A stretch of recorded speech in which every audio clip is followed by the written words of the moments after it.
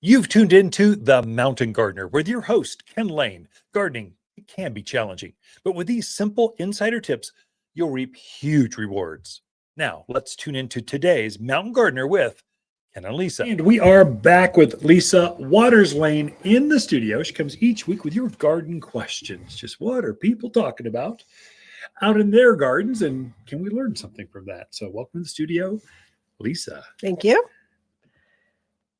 Yeah. How are you? I'm doing great.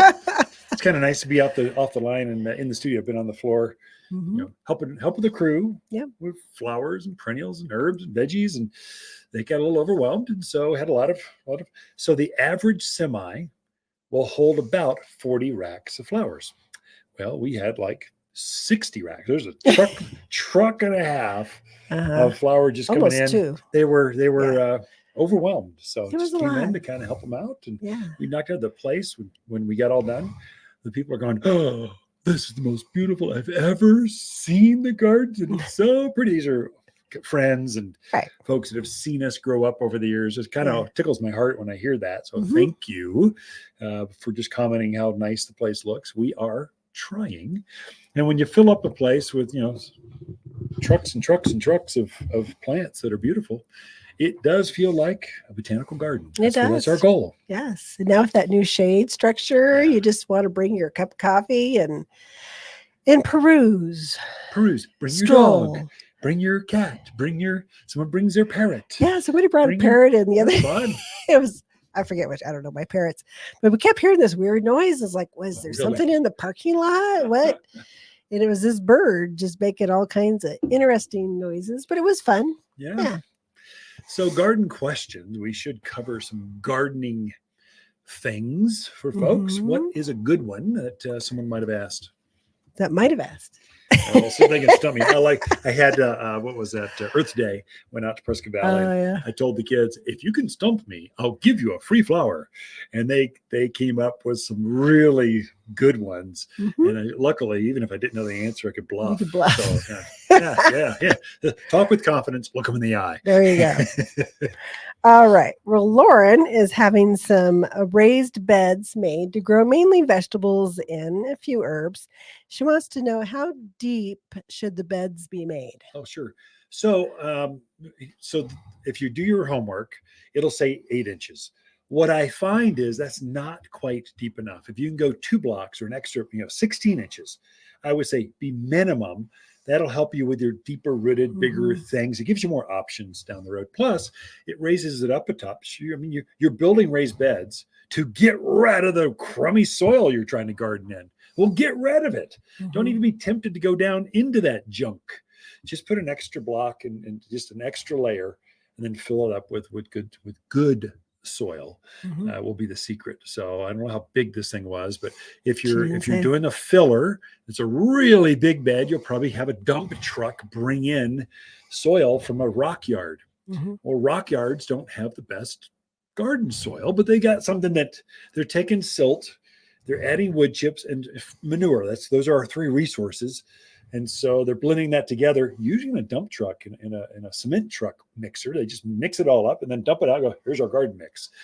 That's good for filling up a bulk of the bed. The top layer, I would say the top 6 inches of that soil, of that bed, should be Water's potting soil. The potting soil will make the difference for whatever you're planting. Flowers, vegetables, herbs, lavenders, butterfly bush, whatever it is, it'll be a game changer. Don't blend it into that filler soil. Just use that as filler and then top dress with a 6-inch layer of Water's potting soil and start planting. You will have, instantaneous success. All organic, all natural. It's safe. Most soils are not organic. The wetting agent they add to it is a chemical. We don't do that. We purposely keep our soils 100% organic. So you can confidently go out and plant your tomatoes, plant your cilantro, your oregano, or cucumbers, whatever, and enjoy it. Or whether it's flowers. You don't want to hurt the butterflies. Keep it organic. Anyway, I can go on and on. That's my soapbox. Yes, you could. We need to be better. We can be better with the environment. We can be better. Oh my gosh. That is true. All right. So Constance wants to put a rose on the northeast corner of her house. It will get about 4 hours of sun max. Do you think it will do okay? And if not, what other type of blooming shrub would you recommend? Yeah, constant. It's not going to be okay. It's not enough sun. Roses, it might bloom, but it'll be kind of leggy. It'll start to reach. It'll grow up and reach for the sun. It'll try to get out there where the sun is. So 4 hours is not enough for a rose. You're better off with some other varieties. Roses need at least 6 hours of sun or more.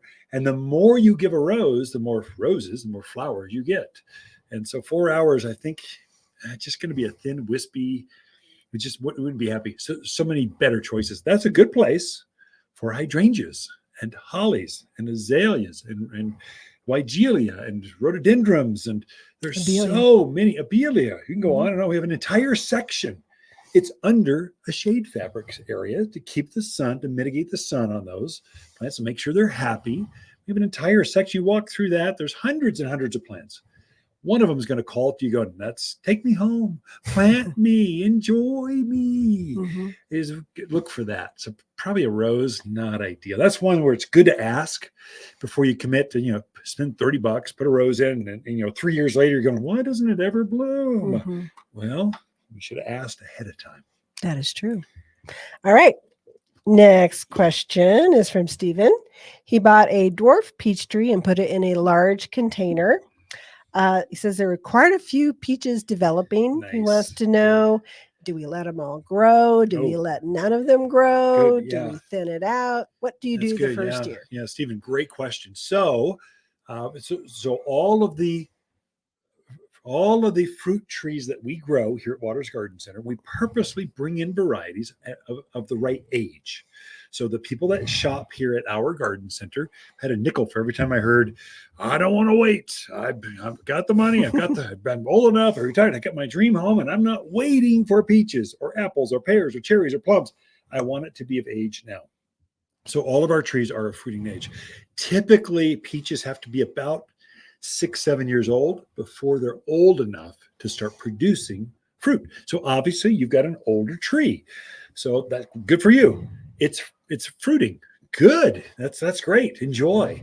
What the book says is don't let fruit trees fruit the first year because they're either fruiting or they're rooting. You want them to focus all their energy on a root. If it was a fairly large root you had, so it's 5, 10, 15 gallon size, it probably has enough roots. I would thin the fruit. And, I would say peaches are notorious for producing so many fruits. The roots cannot keep up with all this fruit production. And so we tend to thumb prune or thin the fruit off of that. We'll thin it by about 50%. It's very painful, but you're taking all the weaker, competing, if in doubt, pick it out. Get it off of there and leave the strongest ones left. And so all the energy from that root will focus in on those remaining fruits. You get a nice, big, juicy, melt in your mouth peach. Oh, Stephen, you're going to be so happy. But I would say go ahead and let it fruit. Enjoy it. But I would take off probably half of all those smaller fruits. And you do it while you're kind of dime size. So they're obviously formed. And so you're just trying to thin those off real quick. It'll take you almost no time. You pick them right off. You don't need scissors or pruners. You pick them right off. And so be aggressive. It hurts most folks. It seems like gardeners don't pick enough of their fruit off. And so they're left with a whole bunch of pits and not much fruit on these plants. That's very important for plums, peaches, pears and apples are notorious for an apple will put on like a cluster of 5 apples on the end of a branch. Then the branch starts to weep and sag breaks. And it starts to break. Well, take all of them but 1 or 2 apples off of that cluster. As soon as you can see, they're forming. There's obviously 3 of those that just aren't as strong as the other 2. Take those 3 off of there. If anything's damaged at all, a blemish, take it out of there, get it off of there. It'll be game changer. So hopefully that answered Stephen's question. Enjoy. You are going to have, sounds like an amazing peach crop. Ken and Lisa Lain, the Mountain Gardeners. We are Out of time? Waters' companion plants in May are Vining akebia, Indian hawthorn, Prescott sunshine geraniums, and purple robe locusts. Incredible long clusters of purple flowers in May that look just like wisteria flowers hanging from this local bloomer. The 8-inch fragrant flowers cover the tree profusely. Super hardy and drought tolerant with a brisk growth rate of 2 feet in 1 year. It's just the perfect backyard shade tree. You'll find the shadiest trees here at Waters Garden Center, 1815 Iron Springs Road in Prescott. For a more fruitful garden, increase success in the landscape that just feels better, then tune in daily to the Mountain Gardener podcast. Subscribe through your favorite podcast streamer or visit watersgardencenter.com. Better yet, visit me directly right here at Waters Garden Center. Thanks for tuning in.